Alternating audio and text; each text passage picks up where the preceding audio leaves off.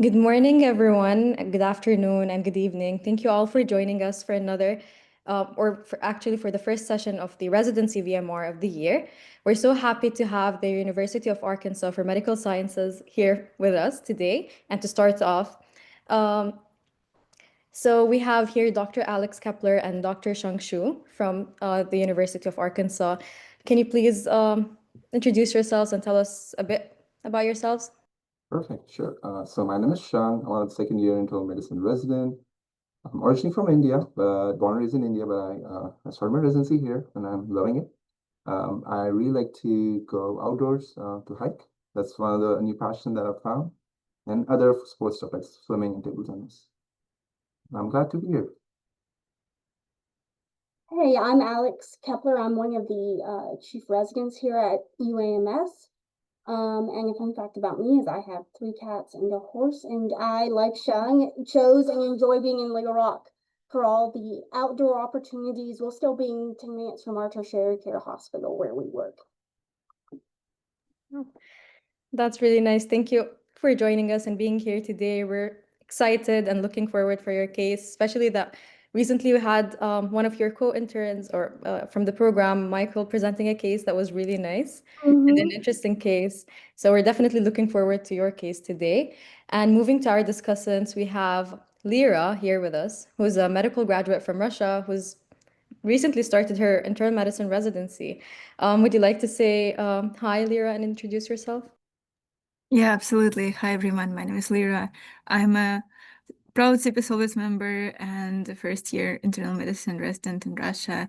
And I'm super, super excited that we're resuming our IMG VMR sessions because I absolutely love them. And I'm absolutely excited to discuss with true CPS legend, Dr. Ravi. Yeah, and now moving to Dr. Ravi, the one and only, as Lyra mentioned, he's a legend. He's one of the leaders, mentors, and a great educator, and that we're very, I would say, very lucky to have him here and to learn from him. So, Dr. Ravi, would you like to say hi? Oh wow, all of you are so very kind. I'm been glad to be part of this initiative. I'm also an IMG. I'm originally from England, originally Southeast London, and currently APD in Baltimore and also clerkship director for George Washington Regional Campus at Sinai. I'm very happy to be here to discuss this case. So also with the brave and wonderful Lyra. So we're going to have a lot of fun listening to Alex and Shung regarding the case. Amazing. And just before we get the whiteboard up, I just want to thank the people who are making this session happen. Thank you, Manswini and Simi for scribing, and thank you, Eugene, for doing teaching points. And I think we can start right now.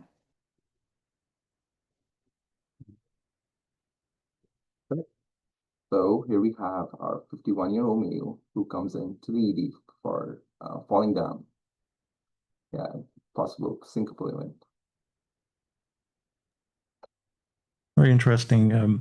We have the whiteboard up, and so at this point, Lyra, what do you think? We'll stop here to discuss. And I'll ask Lyra, how would you approach somebody coming in with this fall? Yeah, absolutely. The fall complaint is really, really interesting because it has so many layers and so many possibilities. And the first thing I think that I would want to rule out is if there was loss of consciousness or not, or if it was just a fall. And it would be great if it was a witnessed event to ask someone, not the patient, but someone related to the patient who actually saw this patient falling down and the state of the patient at this moment. Because if we have the differential diagnosis for recurrent falls and for loss of consciousness are really, really different.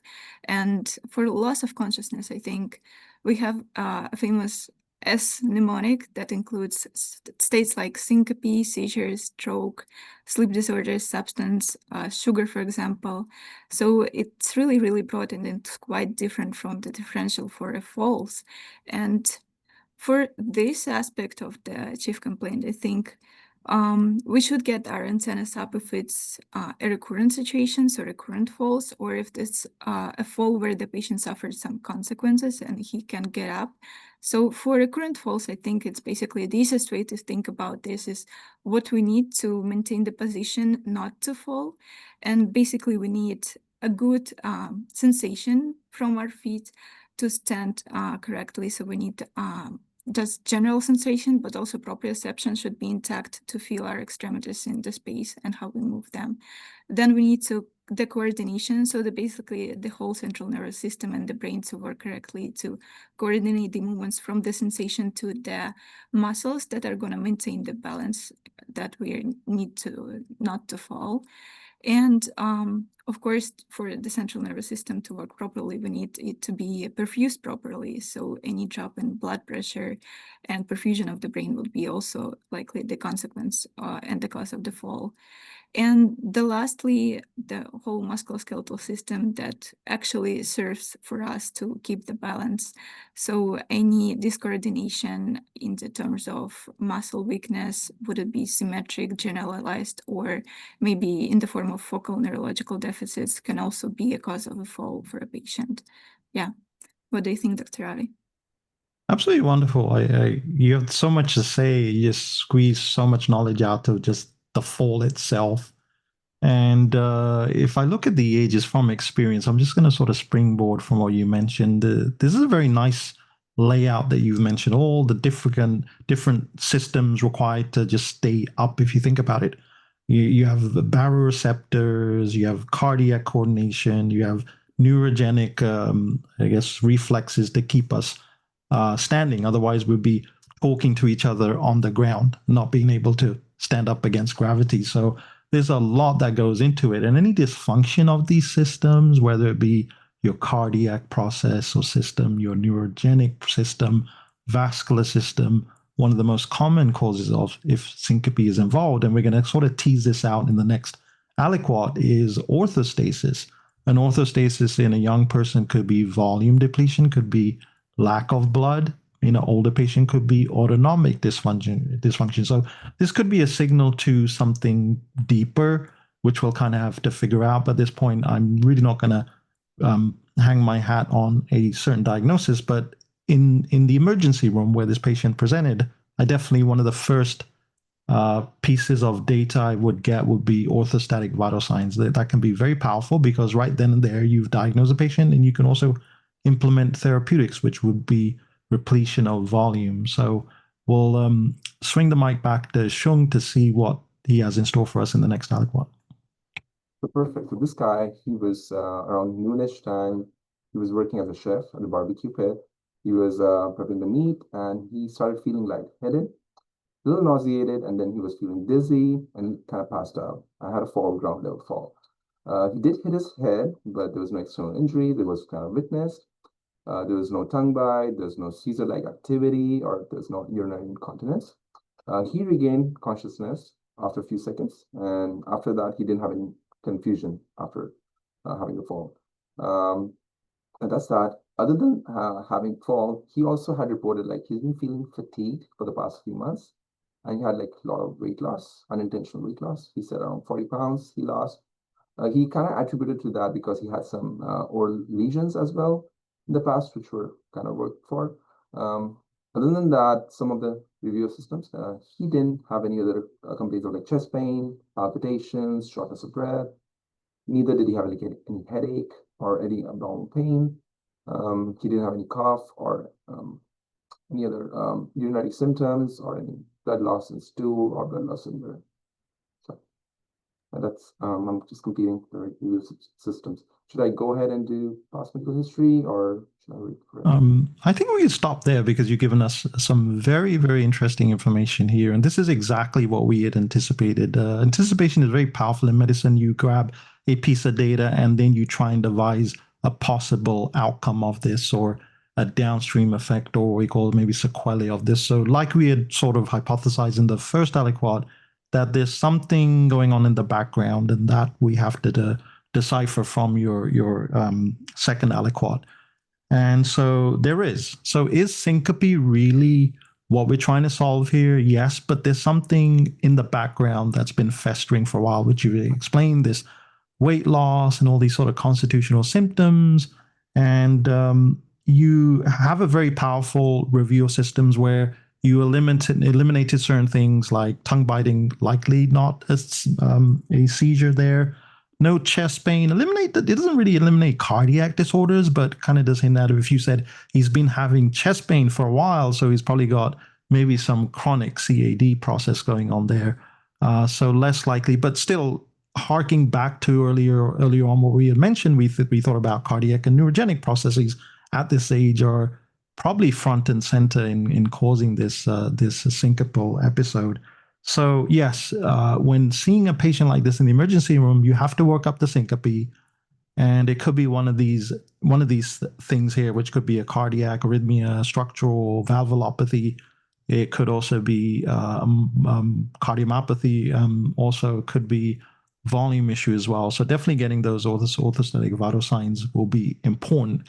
And then once you stabilize the patient and taking care of that syncopal episode, also to do a trauma survey. Anybody at this age falling syncopal episode hits their head, maybe you may have to do a survey to rule out any sort of injury. So if a patient's on anticoagulation, you want to rule out intracranial hemorrhage. If somebody hits their neck or head, you want to make sure you do a cervical imaging study. Also, you will have to do the hips as well, check the hips for any trauma, femur as well.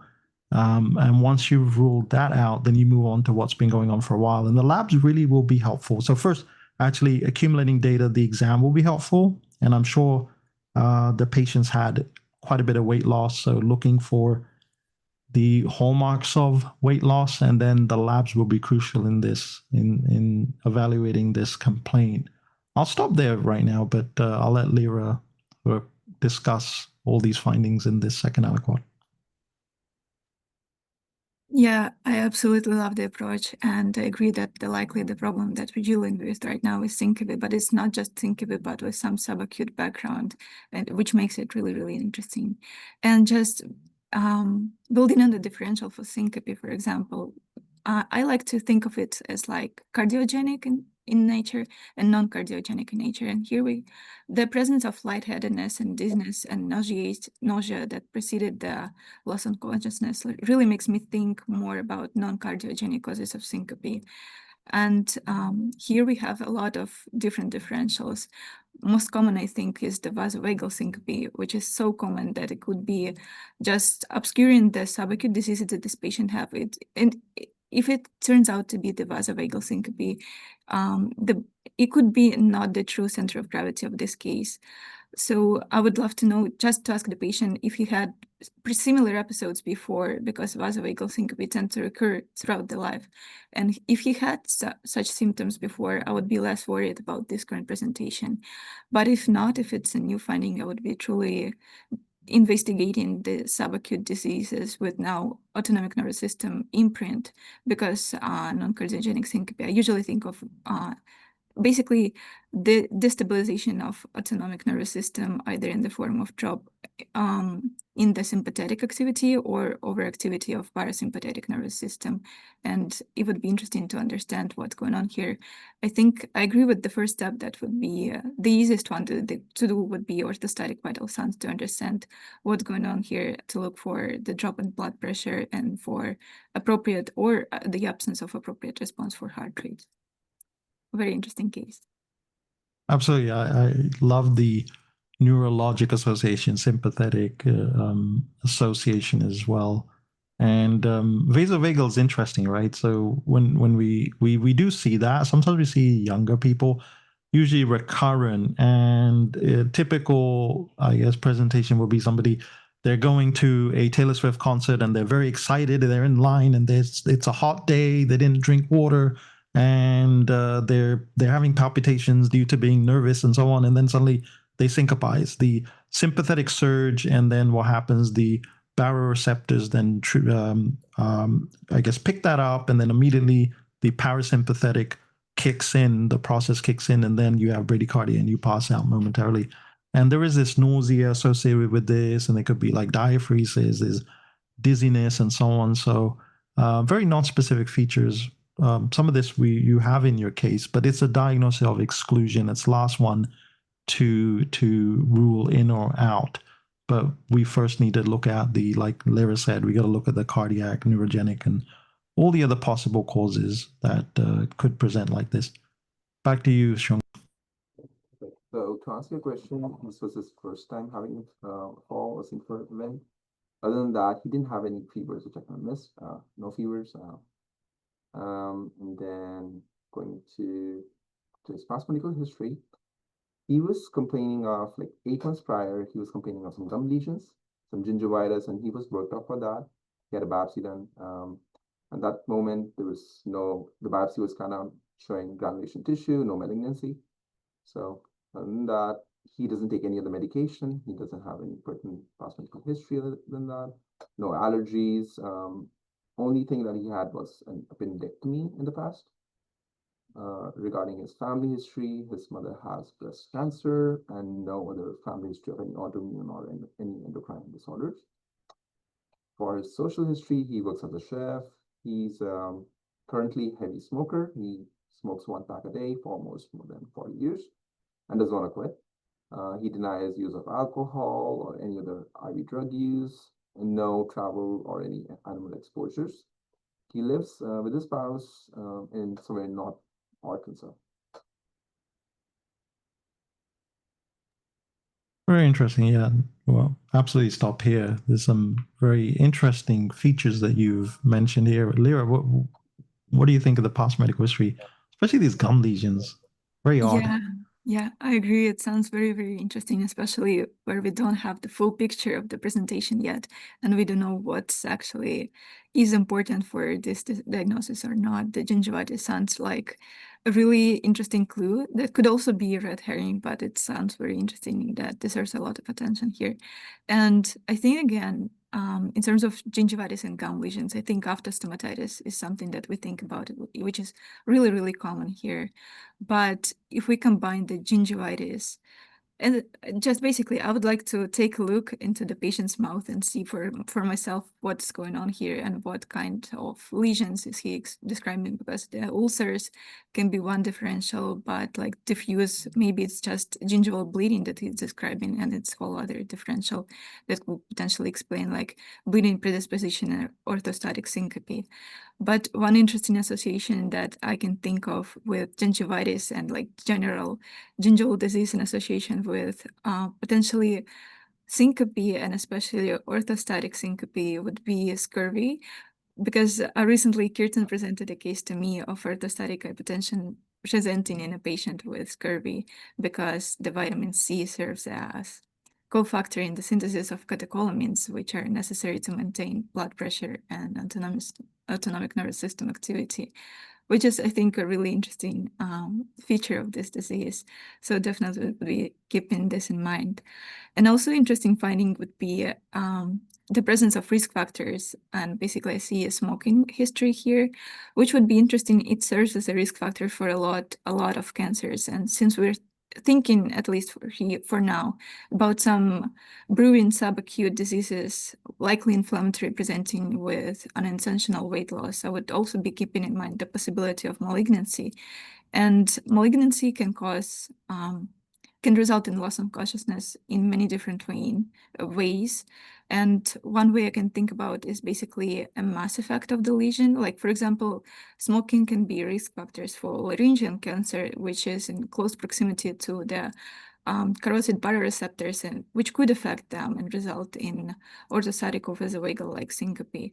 Another way, it can cause infiltration, which can also result in dysautonomia and syncopal episodes. Really interesting case. What do you think, Dr. Ravi?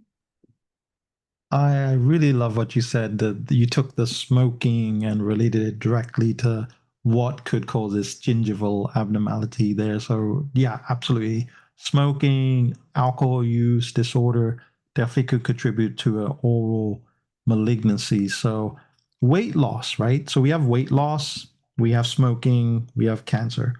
The weight loss definitely can be a signal of this. And how do we on CPS usually tackle this? We have a very good, very nice schema for weight loss. So we divide weight loss into either inflammatory, non-inflammatory disorders, right? So non-inflammatory disorders will be system-based disorders. So where do we get weight from? We get from nutrition, right? So the first thing to ask is, do you have access to nutrition? So if you have issues with gaining access, if there's issues with being able to pay for food, getting out of the house to go get food, and so on. So these things I would ask first of all.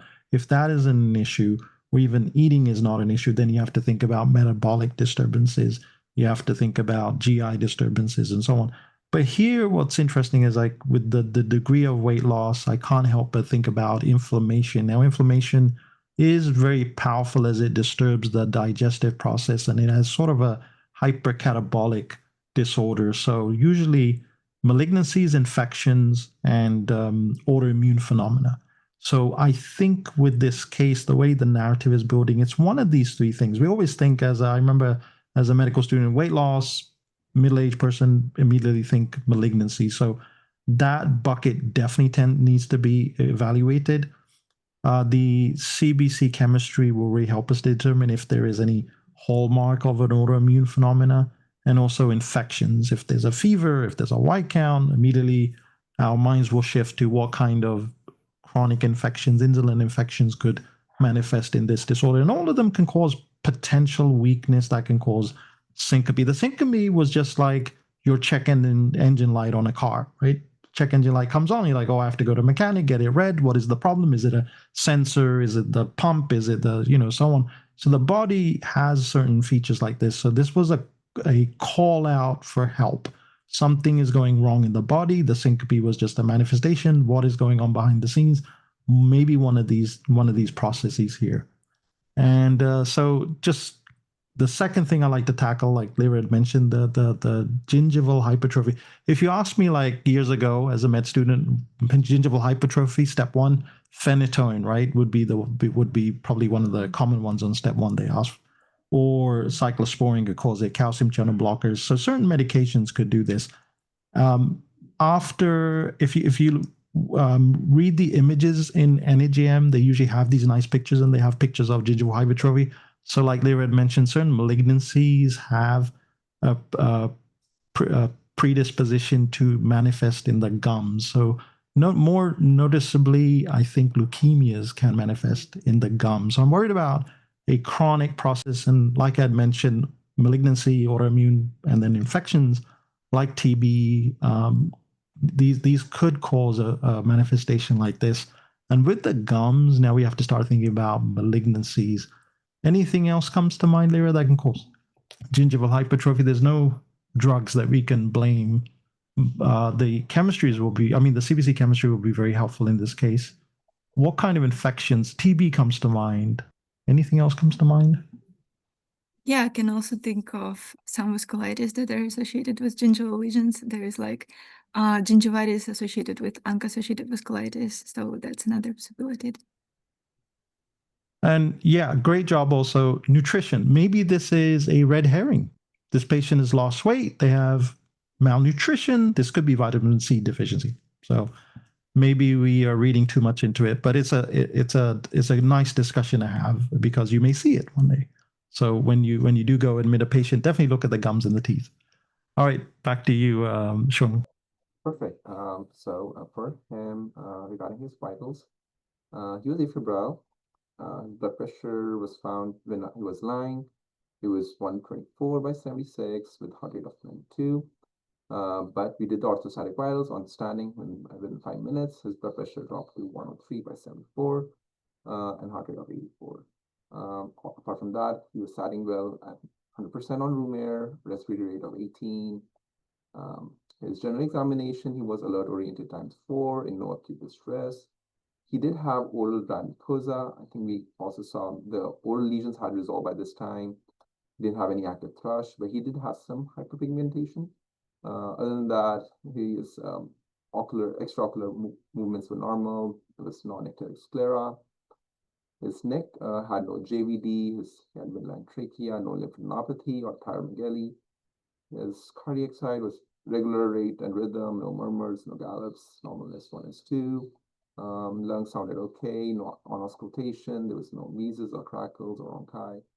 Abdomen was not tender, not distended. Extremities were okay with no edema, no cyanosis, no clubbing, and have full range of motion. Neuro-wise, he was also having no focal deficit, and his skin was warm and dry with normal turgor. Absolutely wonderful job, Shung, presenting. This is your first case you're presenting? Here, yeah, the CP solvers, yes. Awesome, wonderful job. You highlighting all the key features and aliquots in the right manner, so that way revealing all the information discreetly. So what I'm interested in the vital signs, first of all, remember earlier on we had mentioned orthostatic vital signs, very important in this case, and we definitely have the drop of 20 millimeters in the systolic blood pressure. So the patient is orthostatic, but I want to stop there. So what would we do right in the emergency room? Likely give some fluid and then repeat the orthostatic vital signs to see if they resolved. The other thing to look at is also the CBC says anemic, may need a blood transfusion if hemoglobin less than 7. That should resolve this primary presentation, but then there's still a lot of work to be done as to what caused this. So we're going to have to look at, again, the gingiva still are very interesting, and then the CBC will reveal, are we dealing with, like Lyra had mentioned also, is this infection? Is this malignancy? Is this a nutritional deficiency? And so that definitely will help move the needle forward in trying to determine what can we do to help this patient. We do not want this patient to come back again with a similar situation. Nothing's worse than sending the patient home. You think that you've taken care of the process, but they come back and they fall, and then finally fall and have a hip fracture. They hit their head and they have head trauma. So you do want to avoid that. And yeah, Dr. Snyder in the chat, who is one of our nephrologist CP Solvers members, he's asking also, did it improve with giving fluids? Do you have that answer, I think? So he did get 2 liters of fluids, and his blood pressure kind of stabilized. So he was not orthostatic anymore.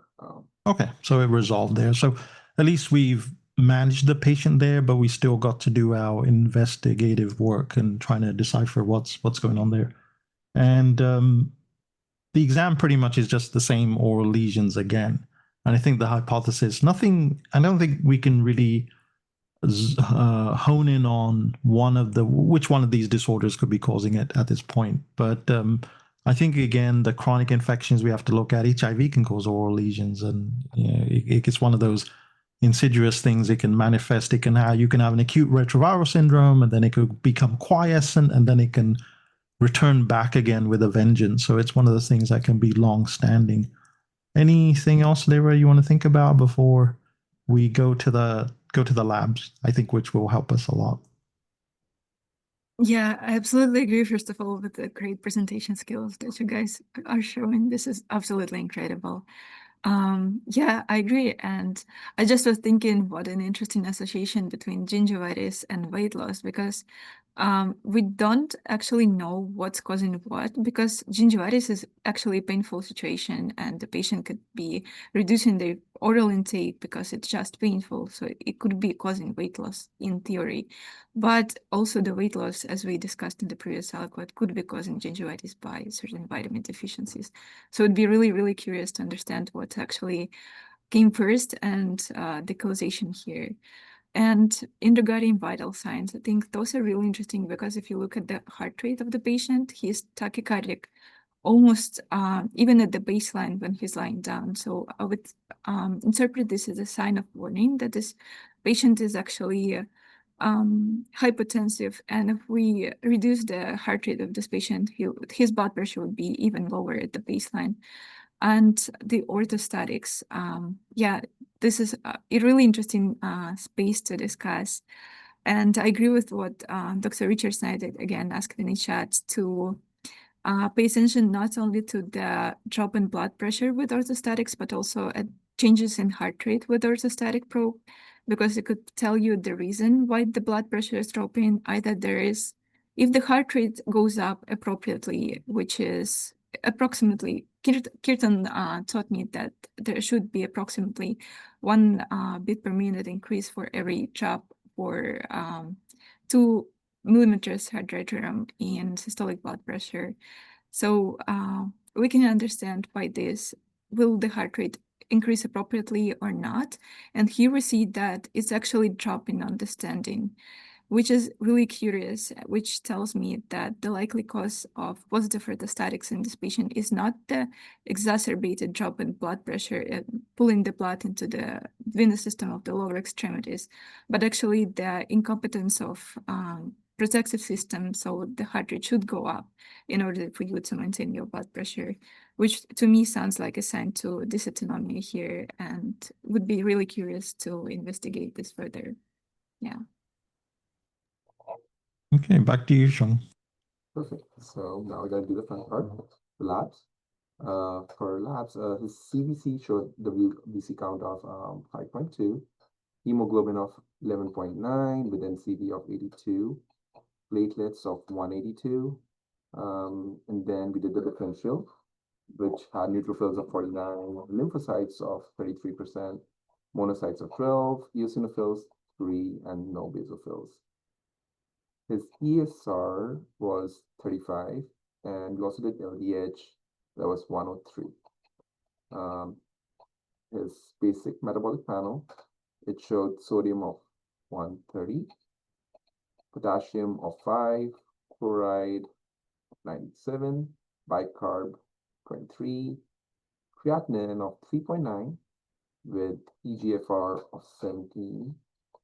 And then he had calcium of 13.3 with ionized calcium being 1.62, magnesium being 1.4, phosphorus 5.1.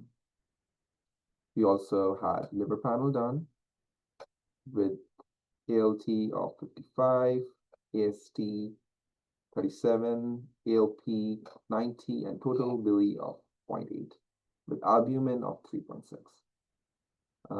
We had UA as well, which was clear with pH of 6, no bacteria, a little bit of the WBC of 6 to 10, RBC of 3 to 5, with no blood, no hyaline cast or mucus. It was negative for glucose and nitrites. We also got some urine osmoles, low sodium, it was 311, and so urine sodium was 75, with potassium of 23, chloride of 62. I have more labs, but I want you guys to think about it, and then I'll give you some more information about some interesting labs we also do. Yeah, I think this is a great spot to stop here, but let's see, Lyra, a lot of data. I was trying to think about it while they were mentioning or going through it, but what do you think of the CBC? I'll take the chemistry, you take the CBC. Yeah, the first thought that I thought while I was listening to the labs is that they sound too normal for this patient than I expected, because with this history of subacute Brovin disease with weight loss and prominent features, I would expect it more findings and more clues on the labs than we got. So it's really interesting. And basically, the CBC looks quite unremarkable, with exception for maybe mild anemia. But we don't know the baseline of the patient because I think the interesting way to look at the labs is not only to look at the number, but also look at the delta. Because if this patient hemoglobin was at the baseline 14, this is a very significant drop for him. But if this patient hemoglobin was around 12 to 13, it's not really significant. So I would just go back in the history of the patient and look at what his last hemoglobin was. And I think this could indicate acute anemia, especially with the increased heart rate at the patient's baseline, but I wouldn't be too confident to call this acute anemia and put all the symptoms that the patient is presenting with on this number, because it's not that remarkable to explain the whole presentation of this patient. Yeah, I think absolutely right. Yeah, it's unusual. I was looking for a high white count. Maybe it would indicate infection or maybe leukemia here, but it doesn't totally eliminate it. But yeah, there is anemia, but I thought it'd be more anemic than what we see here. And then just turning my attention to the chemistries here, what really stands out.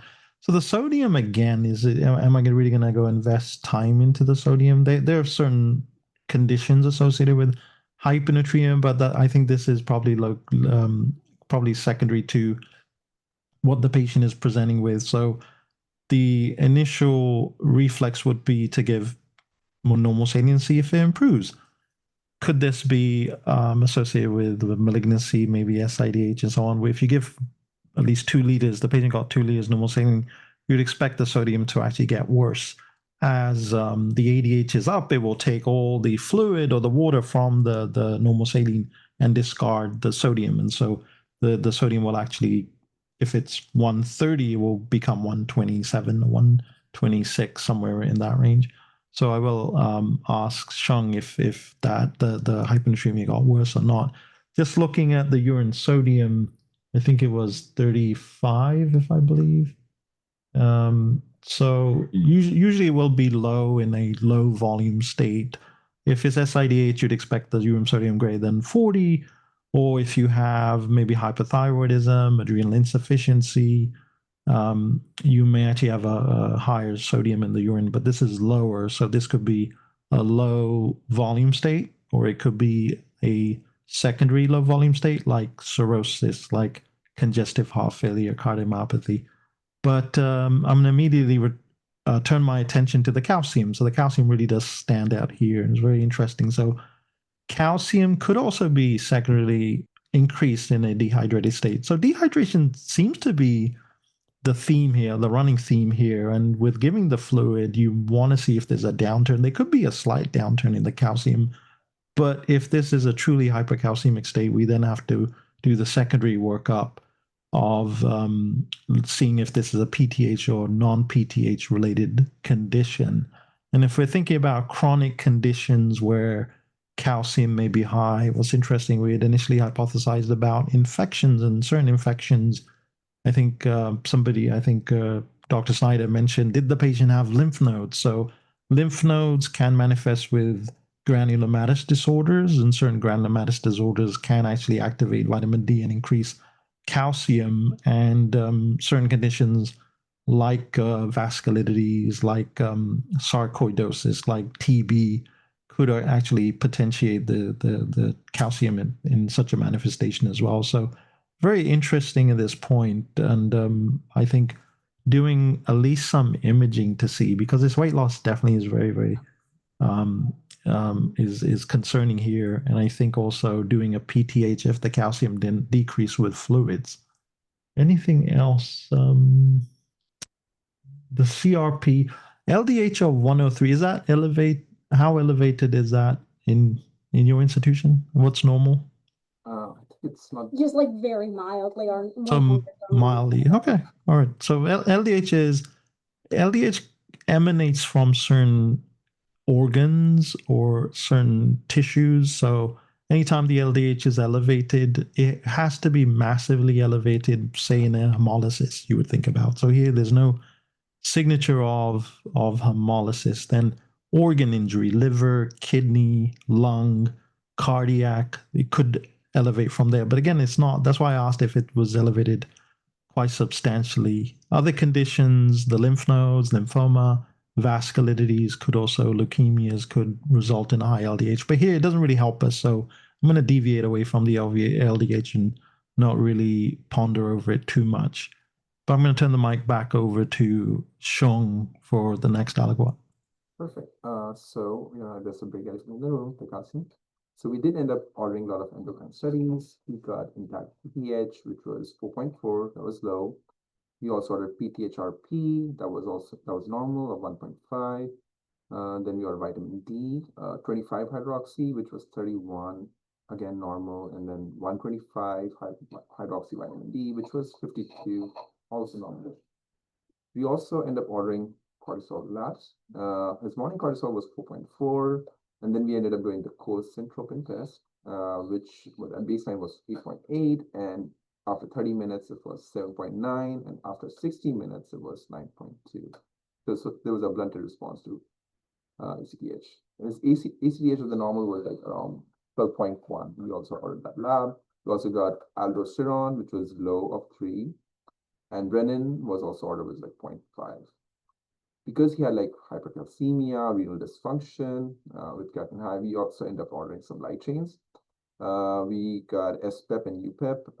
SPEP could not exclude M protein, but UPEP had some proteinuria of 720. We got the immune fixation. It also showed some free light chains, kappa light chains, but the ratio was within the normal range. It was 1.12. We also ordered some immunoglobulins on him, which was pretty much normal. IgA, IgG, and IgM levels were normal. Regarding the infectious workup, I know in the chat someone asked about HIV.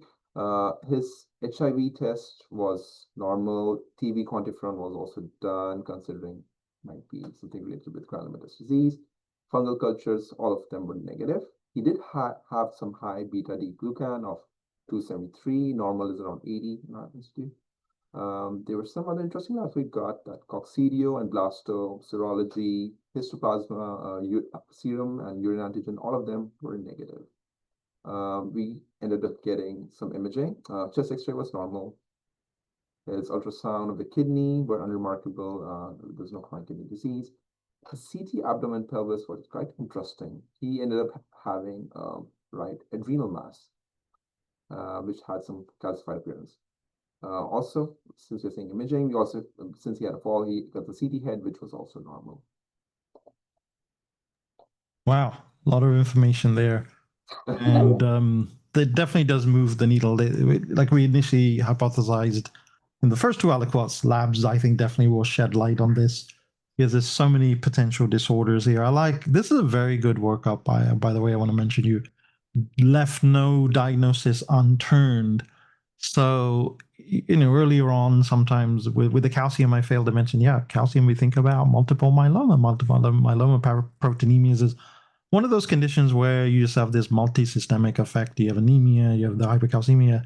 Patients will just feel terrible and may manifest as with syncope or autonomic dysfunction, neurologic effects. And so this could be a potential diagnosis in the running. So anemia was there, and the kidneys were normal, if I think. Oh, no, the creatinine was up, sorry. So the creatinine was up, so it's fair game, but the management, at least doing the SPEP, UPEP, free light chains, nothing really was evident, and immune fixation didn't show anything there. So that was, we guess we don't have to go to a bone marrow biopsy in this case, looking for plasma cells. So the cortisol was interesting. Remember, we talked about hyponatremia, so adrenal insufficiency, hypothyroidism, SIDH, and also and dehydration, potentially the four differentials. Especially, I mean, we don't have the urinosm. Urinosm, I would say, would be elevated. It would be a true ADH related, or ADH will be on in this case. If ADH was off, then it would be one of three conditions with a very low urinosm, which would be primary polydipsia, tea and toast diet. He's got weight loss, and also beer drinkers potomania, but here likely isn't the case. So your workup has definitely disclosed that there's adrenal insufficiency. The initial AM cortisol was very low, 3 to 5. It's pretty much, that's a very poor response. Should be above 15, 20, especially he's stressed. If he's stressed, it should be elevated. And the cosyntropin, again, the 9 was a very poor blunted response. So the adrenal is probably at the heart of the matter. And the imaging that you done showed a mass there, and that likely is associated with that. And anything else that I could see? So getting back to the calcium, you did the PTH and the PTH-RP, so very good workup for that. And the PTH you mentioned was low. So then we have to sort of swing to, on the CPS, if you go to the CPS website, you look at the hypercalcemia schema. It does a very nice job in the first branch point being PTH. And if it's PTH, if it's elevated or if it's low, then you have to start thinking of certain conditions. So malignancy, again, can come into play there as well. Chronic granulomatous disorders we talked about. I was thinking your X-ray will show bilateral hilar lymphadenopathy, or you talked about fungal disorders. Histoplasmosis can also cause elevated calcium through that granulomatous disease and the activation of vitamin D in this case as well. And I think adrenal insufficiency can actually manifest in this way as well. So this can cause a low PTH, hypercalcemia as well. So at this point, I think I'll turn the mic over to Lyra if she has any thoughts. But I think we definitely need to hone in on that mass in the adrenal gland and look at what we have there. Yeah, absolutely brilliant analysis, and I'm right here with you. After the last aliquot, my top differentials were multiple myeloma and adrenal insufficiency, and all pointed out to multiple myeloma to me with this renal dysfunction anemia.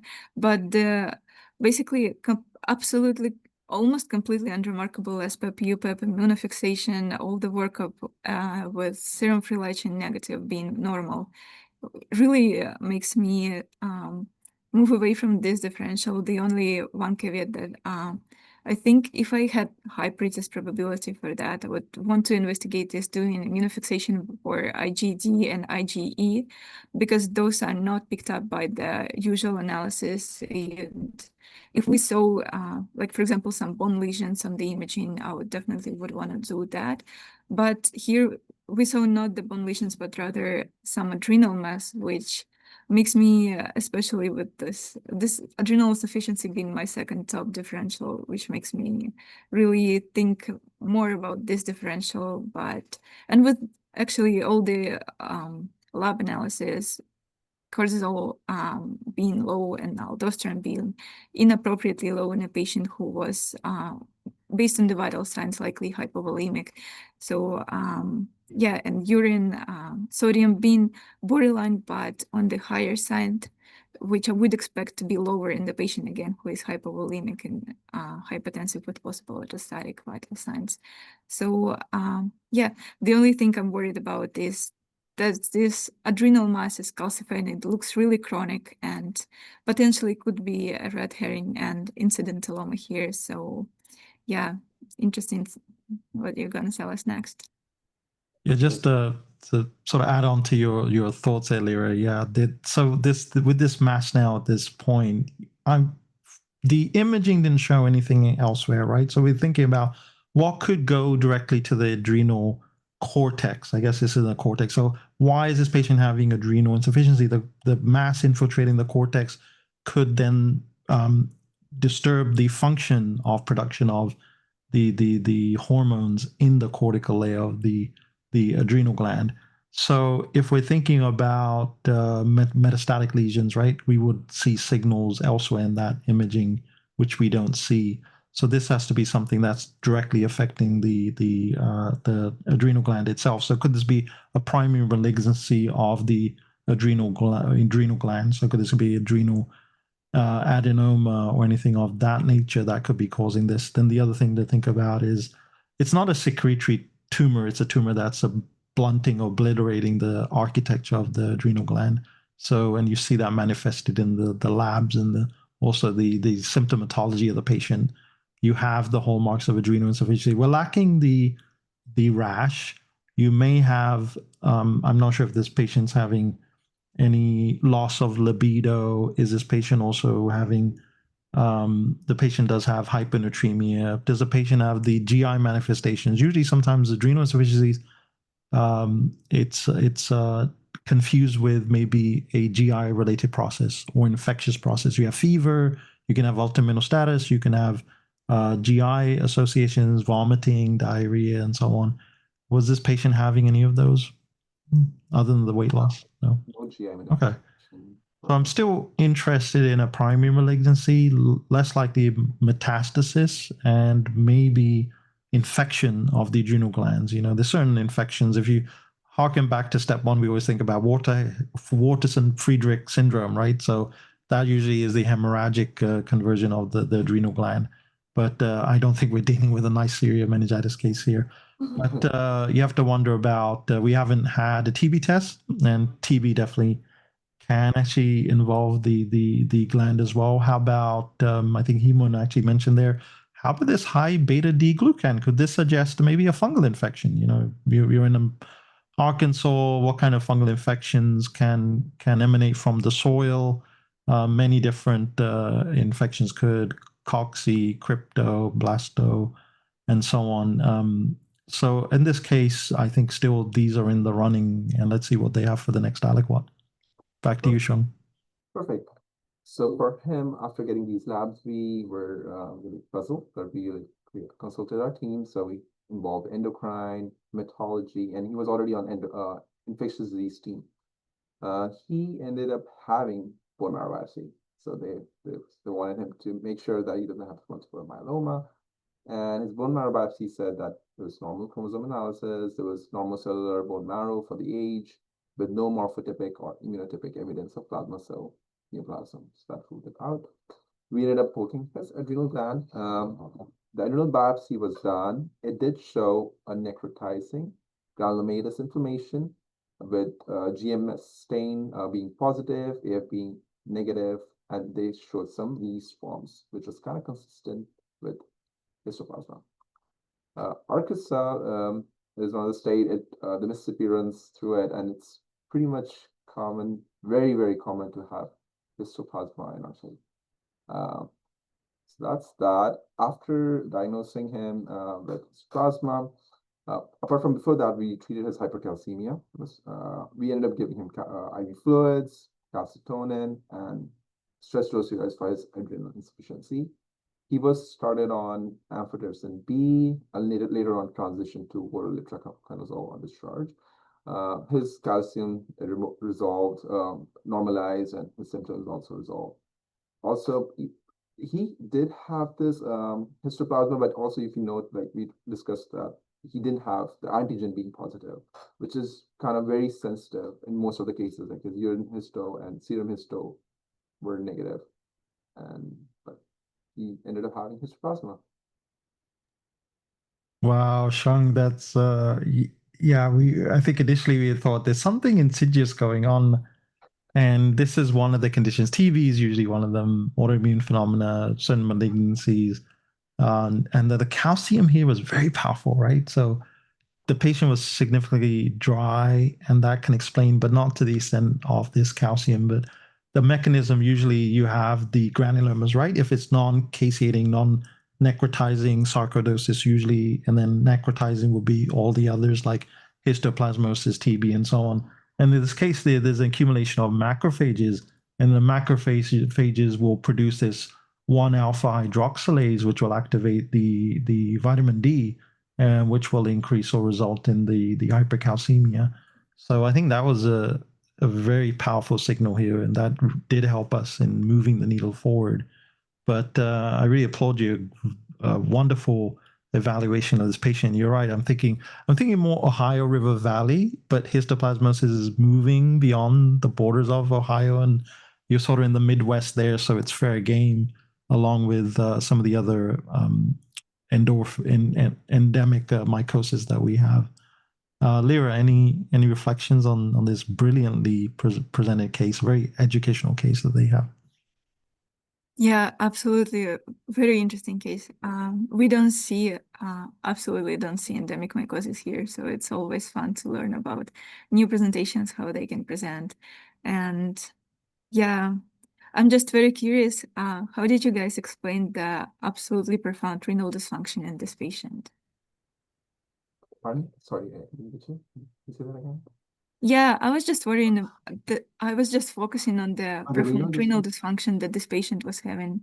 How did you guys explain it? So the renal dysfunction we're thinking is probably from the hypercalcemia and dehydration. So both pre-renal and renal. So that's what we alluded to. And it did improve with fluids and treatment of the hypercalcemia.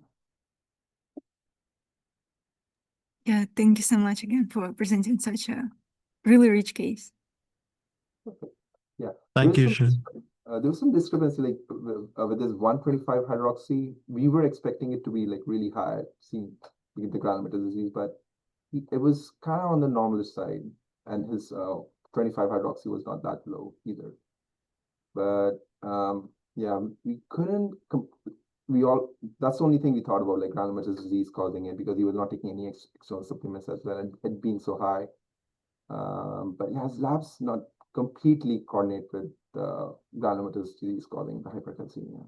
So we ended up doing the multiple myeloma workup as well. The biopsy. Absolutely wonderful, Shang. I really appreciate you bringing this educational case on a Saturday morning on likely your off day. I'm going to turn the mic over to Sosan to lead the question and answer session of this session. Wow, what an incredible case and discussion. Thank you so much, Shang, for presenting it. It was like very well presented, very educational. Started with a fall and ended up with like diagnosis of histoplasmosis, which was very nice. And incredible and outstanding discussion, Dr. Ravi and Lira. This was amazing. Now moving to our Q&A session, maybe we can start by like getting like an overview of your program and how is it like living in Little Rock, I would say. And if anyone has any question, please put them in the chat so the program can answer them. Yeah, I can take this one, Chung. So here at UAMS, we are a university-based program with 23 residents a year and 4 to 5 med-peds residents on top of that. We are actually associated with 2 hospitals that are connected with a bridge, are what's called UAMS, which is our on campus of our medical school and is our the single tertiary care center in Arkansas with a catchment area as far as Oklahoma and into Texarkana and Texas, as well as throughout the entire state of Arkansas. And we are connected to the Central Arkansas VA health system literally by a bridge, where we can see some more bread and butter medicine, but it still is kind of the most, it's a secondary care center for the VA as well. So we will get complicated patients there. Sometimes they come and see us over at UAMS as well. So you get a big variety of pathologies, and we really focus on making very, very strong clinicians. Living in Little Rock, we are a mid-sized city. We are one of the few cities where you can live 20 minutes from great hiking, 10 minutes from a tertiary care center. We have an excellent cost of living. I'm on the fellowship interview road, so I've really been comparing that. And it's very nice. It has a little bit more of a small town feel as far as being very easy to navigate and not having a lot of traffic, while still having all the amenities of a big city. Excellent food, excellent bookshops, which I really care about. Lots and lots of things to do in the community, from pride parades to Renaissance fairs to makers markets, pretty much anything you could ask for. Anything to add, John? Sure. So to add to the hike, yesterday I went with my friends to a new hike. It's known as the Rattlesnake Ridge. It's pretty cool, interesting hike. Like going out to, like, I like to have good food, try different foods, and Little Rock has very good food to offer, especially the barbecue food. So good in South. So definitely, if you're here in Little Rock, try the barbecue food. Other than that, I really like my friends. So what I really like about UMS is the people. Starting with the mentors, the chiefs, everyone's so nice, and my friends, colleagues, everyone's super nice and supportive. They're always there for you. Like one of my friends, if someone had any issue, we're always there to, like, okay, we'll cover it up. We're gonna help you, like, take your shifts. So it's a good supportive system, and we learn together as a team. That's great. That's nice. We have Mariana here, who's one of the interns at UAMS. Would you like to unmute and share your experience in the program and how's intern year going so far? Yeah, hello everyone. So from my experience so far, I have 4 months of experience. It has been a great training exposure. And I just echo what Alex and Shung said. Everyone is very supportive, and also everyone is willing, like, to offer help when needed, and also to answer your questions. And even like being an intern can be very intimidating in the start, because sometimes you don't know exactly what you're doing, but I felt supported all the time here. And I'm currently in the ID ward, that is like internal medicine combined with infectious disease, and I think that's a great pro of the program for learning in general. I'm having a great time and I'm learning a lot. So I have nothing but like many good things to say about the program. I'm very happy to be here. We're very happy to have her on, Michelle. You really are getting a tour of the hospital, by the way. She's in our ID workroom. We're in the chief's office. That's good to hear. Vinny, I see that you have a question. Would you like to unmute and ask your question out loud? Yeah, absolutely. So, hey, I'm Vinicius. I'm from Brazil. I was just curious about if you can talk a little bit more about the POLCUS track and curriculum that the program offers, and also what is the thing that you're most proud of in the program? Absolutely. So we have a very strong focus curriculum. Our critical care team are very, Plum Crit team are very, very involved in resident education. So you'll start off your focus curriculum in our actual simulation lab, where we'll have both real, like people, real patients, and models for you to practice focus on outside of actual clinical scenarios. You will be taught by our Plum Crit attendings who come down for the morning to teach that. Additionally, we have a couple of noon conferences where we go over POCUS, but then we really want you to get your hands dirty and start seeing patients. When you're on your ICU rotation, we have additional lectures that are completely organized by the Plum Crit fellows and attendings so that they can teach things like POCUS to you on actual patients. We have ultrasounds throughout the hospital that are for our resident use, so 2 in the NICU, 1 on the wards here at UAMS, and then 1 over at the VA as well. And every VA team has a butterfly. Every general floor team has a butterfly. So there's always an ultrasound around. It's not uncommon to see our attendings pulling them out in rounds, giving you the probe and saying, you look at the IVC. We really want to make sure our residents leave with good experience. And then what I am proud of as a chief in this program, I think it's just our responsiveness to residents. We're constantly evaluating our rotations, making sure that they are not only like that they're good experiences, that you are learning, that that your time is worth it. And so we actually removed a couple of rotations recently because we just went to the departments that are the divisions that were running them and say, hey, our residents are telling us that this is not worth their time. So we're not going to staff these services anymore. So I'm just really proud of our responsiveness to our residents and our ability to make sure that you all get a good educational experience here. Love it. Well, thank you so much. Really appreciate it. What, since you're the chief resident there, what kind of things do you do for wellness? Me as chief, well, I ride my horse.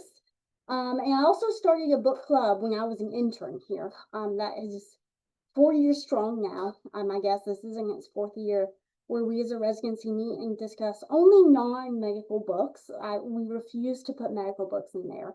And make themed cocktails and themed snacks and just get to spend time. It's actually evolved, so it was I Am Book Club, but now it's I Am Med Peds Emergency Medicine Hemonc Palliative Care Book Club.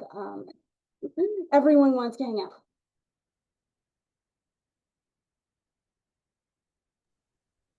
That's very nice. Simi, I see you have a question. Would you like to unmute and share it out loud? Yes, absolutely. First of all, thank you so much for this wonderful case and love the discussion today. And I just wanted to ask that what are the community outreach programs or the opportunities for volunteer that the program offers? Absolutely, this is a great question. So we work with our medical students in a free clinic called Health Street Clinic, as well as in health fairs to provide free health care to people in Arkansas who may not otherwise be able to afford it. Additionally, I'm actually working on reaching out and starting an initiative for us to be able to, as a program, reach out more to people with housing instability. I'm modeling it after our pediatric program, where we're hopefully going to be going into shelters and providing care where people are at. Don't know, hopefully that's going to get going and get off the ground, but it's in its baby steps now.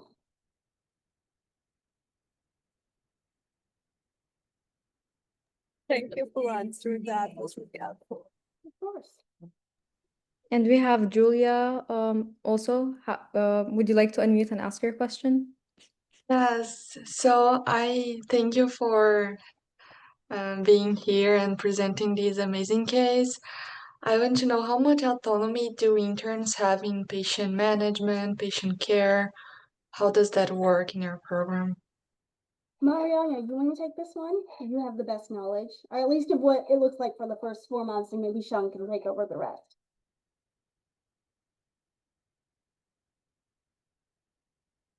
Mariana may be too busy working. So I'll answer this. Go ahead. I can answer that as well. Okay, cool.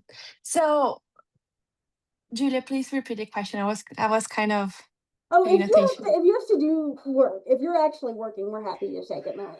Okay. Yeah, Sean's got it. Perfect. So Julia, to answer your question about autonomy, in our program, it's a university program, and we have like attendings, we go for rounding. So as an intern, before before second years and third years, they get to call to give their assessment and plan. It's like first med students, they discuss the case, and then it's like the interns, they get to discuss and what they feel about the case, and then it's like second years and upper levels, and then the technical. Okay, this is what we feel about this patient. This is what we're gonna do. As an intern, you're also responsible to managing the electrolytes. When you first get in, you make sure if the vitals are not normal, what all you can do. You can always, the interns have the opportunity to do that, to work on it. But at the same time, they can always ask the upper levels. Okay, this is the problem we're seeing. Okay, his calcium is this high or this low. How much we have to replace? His potassium is so high, 5.7, and okay, we can get EKG. If you know have symptoms, so they get to do the first, and then as a second year, they can also ask them, and they'll always be there to, they'll be chartering each and every patient, making sure they're doing the right way. But yeah, the interns have all the autonomy. Absolutely. So we really want our interns to be their patient's doctor. But we also want them to know they're never alone. So obviously, as you go throughout the year, you're going to get more and more autonomy. But you're going to always start out you're looking at the chart. You're the first one to see the patients. You're the one giving your plan to the attending before any other physicians on the team. You're the one getting called by the nurses and answering their questions and triaging those calls. But then you always have the backup of your upper level. The upper level always has the backup of the attending. We always have an attending in-house at both hospitals, even overnight. So even when you're on night shift, when you have your most autonomy, you still have that backup of that attending or calling the day attending. Or you have that triage hospitalist. So you really have a wealth of opportunities to have help, but we try and let you be your patient's doctor and just have that backup when you need. Thank you for the answer. Of course. Varun Kumar, are you able to unmute and ask your question out loud? If not, I can ask it. Hi, thank you for this wonderful presentation. So I just wanted to know, do the residents get a good ambulatory medicine exposure where like they feel like confident and like they feel satisfied at the end of their residence years with the training which you get? I love this question because I am actually I'm the chief that staffs our ambulatory clinic. So the ambulatory clinic is near and dear to my heart. So we are on an X+Y schedule. So we do 4 weeks of some sort of service that is normally inpatient, though we do have outpatient electives, such as I think something that's really great at our VA, a diagnostic clinic where you get an hour to sit down with a patient to make diagnoses like these in the outpatient sphere, like this history. Like I can very much see this presenting to what's called 6B, our diagnostic clinic. You also have a mandatory 1 week in every 5 that is outpatient only. So several things I like that is different from a lot of groups. Number one, you get your guaranteed weekend off, as well as a half day for QI and for our quality improvement projects, but also for like all those things you need to do to be a functioning human being during business hours.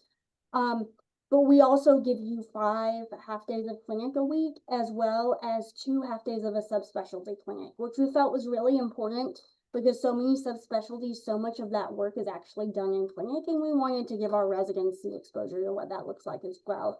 It's also a great opportunity to get mentors in subspecialty. Now, the most important, as for the primary care, you do get a great experience. I felt very prepared to go into being a teaching attending in the clinic by the end of my 3 years. I will say for people who want to do clinic, you have a choice of where you do your ambulatory clinic, and UAMS is the stronger clinic. You tend to have more complex patients than at the VA. And you do tend to be responsible for your own inbox management at UAMS as compared to the VA, where you are not. Risks and benefits of both. You know, at the VA, it's nice to be able to focus on your inpatient rotation, not have to worry about your inbox. But learning how to manage an inbox well is really important for a primary care doctor. And also give you some a little bit extra tools to save your patients time. I've actually had patients send me blood pressure readings on my chart, which is a miracle. We have some amazing nationally recognized ambulatory attendings, including the leader of the National Organization for Immunizations is one of our ambulatory attendings in the medicine sphere. So you really get a very, very strong experience. Thank you. Of course.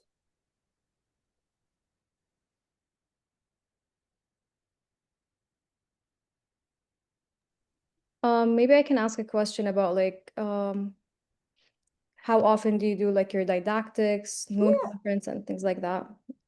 So we have a noon conference every workday from noon to 1. This is protected time where you have the opportunity to give your attending the pager or forward the phone, depending on what you're carrying, and come learn something. We also have food 3 days a week at those. Thursday is our grand round, so it's a department-wide didactic. And we have our version of morning report is actually afternoon case discussions 3 times a week from 1 to 2 as well. And we did it that way because we found people could not make their morning reports because they were having to choose between patient care and education, and we never want that. So we moved it to where people felt like they could attend. We have a monthly morbidity and mortality conference as well that is department-wise. Additionally, on your ambulatory week, you will have one morning, a month basically in the simulation lab where we do our POCUS education. We do a procedure lab to help you, start learning your procedures. And we'll also run cases so that, the first time you go through the ACLS protocol isn't on actual code, and do other cases like that. And then on Wednesday mornings, we also have an ambulatory didactics time with the Vice Chair of Education for the department, where they will go through both board review questions and common things that come up in the ambulatory sphere. So lots of didactics. Yeah, that's good to hear. I don't see. Oh, yeah, we have another question from Francisco. Would you like to unmute and ask your question out loud? Hi, good morning, and thank you for your time. I'm Francisco. I'm connecting from Mexico. My question goes in regards to scholarly activity. Is there any specific mentorship or kind of support to scholarly activities? Absolutely. So we have a associate program director named Dr. Nishant Jain, who is a very wonderful, intelligent, highly regarded, well-published researcher. He's one of my favorite people, and he is the research APD. So his whole job is to help you get set up with research. I do recommend for everyone, first 6 months of intern year, work on being a good intern. But then when you're ready to research, he is there and happy to help, and us as the chiefs as well. We know everyone in every department. We're very good at getting you set up with research mentors. We have a curriculum on how you research as a resident and how you get research done in a very practical way that one of our PGY3s, Dr. Nagus Warren, has started up. We had that first session and it went great. And then we also offer educational funds for traveling to conferences if you get accepted, educational days for traveling to conferences if you get accepted. And we offer research electives. So if you work with Dr. Jang and come up with a project, we can give you elective time to work on that, as well as your half day of quality improvement and research time on the ambulatory week. So it's another thing I liked about this program, to be honest, I'm going into palliative care. I do not enjoy scholarly activities. I did not find that what the program asked of me hampered it, but my colleague who loves to research and is going into cardiology got a ton. So it's really, we have this support system there for you if you want it, but we're not going to shove it down your throat. Sounds great. Thank you. Of course. This was such a fun hour. Thank you so much for being here, presenting a case, and answering all the questions. It was really nice to learn more about UAMS. It's a really good program. And thank you so much again. And thank you all for joining. Thanks, y'all. Everyone. Shang and I are going to drop our emails in the chat. If you want to reach out, if you think of more questions and want to reach out, we are happy to help. Thank you, Alex and Shang, for bringing your program here, and also the wonderful Mariana, our Academy member, for highlighting your program today on today's IMG VMR. Wonderful. Thank you. Thank you so much for having us. We are so happy to be here.